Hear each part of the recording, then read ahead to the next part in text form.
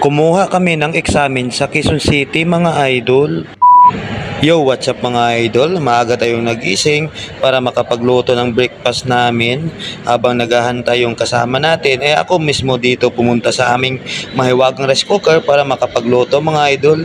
Kasi nga kahit nasa probinsya tayo, hilig talaga natin ang pagluluto. Kaya kahit dito sa Manila, ako pa rin yung naka-duty palagi pag dating sa lutuan mga idol. Ayan nga mga idol, nagluto tayo ng tuyo. Yan talaga yung maganda o masarap sa breakfast. At saka itong sardinas na may pakbit mga idol, kuting gisa-gisa lang yan mga idol. At haluan din natin yan ng repolyo, carrots at sayote mga idol.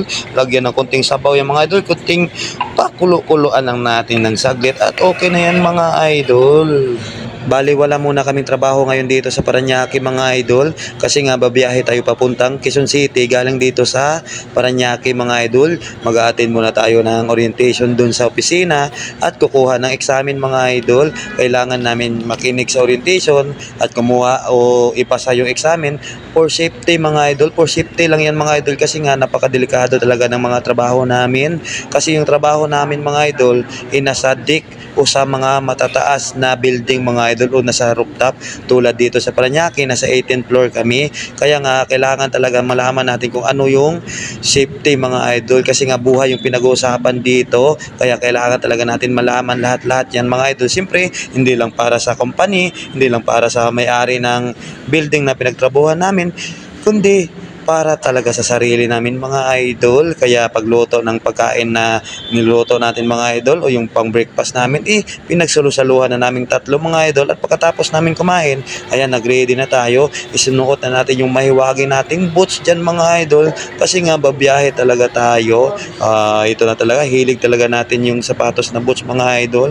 Kaya nga, ayan, check muna natin yung outfit check muna tayo mga idol. At itong konting gasgas ng sapatos mga idol, konting diskarte lang yan. Yung sapatos kasi mga idol, tinamaan ng grinder yan kaya biglang pumuti. Pero hindi naman tumagos mga idol, konting diskarte lang.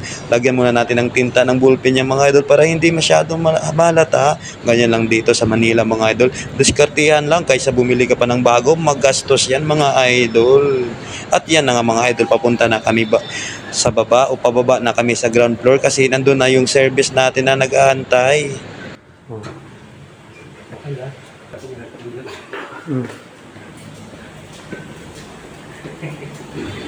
At pagdating nga namin sa baba mga idol, nakaantay na talaga yung service natin. Kaya nga umakyat na kami dito sa close van at babiyahe na kami papuntang Quezon City mga idol.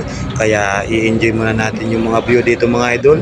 I-enjoy muna natin yung mga matataas na building dito sa Kamanilaan mga idol. Siyempre sa mga sanay na dito sa Manila, parang basic lang to o normal lang sa kanila. Meron talaga dito tulad ng mga kasama ko, mga first time na galing probinsya, mas enjoy talaga nila tingnan yung mga nagtataas na building dito sa Manila mga idol.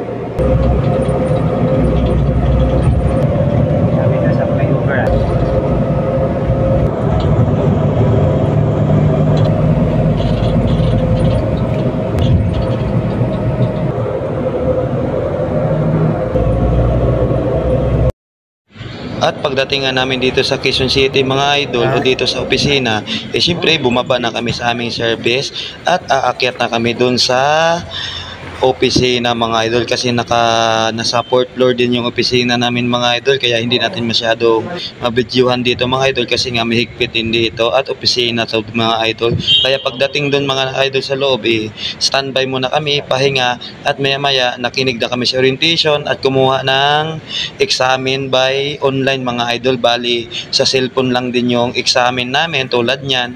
At saka kung pumasa ka, okay din mga idol. At siyempre bibigay din sa amin yung uniforme namin mga idol. At pagdating nga ng 12 PM mga idol, lumabas muna kami at siyempre lunch time muna, kakain muna kami dito sa kalenderya. At pagdating nga mga idol, ayan, congratulations sa aming lahat, pumasa kami sa examen namin at binigyan din kami ng uniforme at nagpahinga muna kami ng kaunti mga idol. At siyempre enjoy talaga namin mga idol at pabiyahe na nga kami pabalik mga idol. Kaya hanggang dito na lang muna yung video natin mga idol.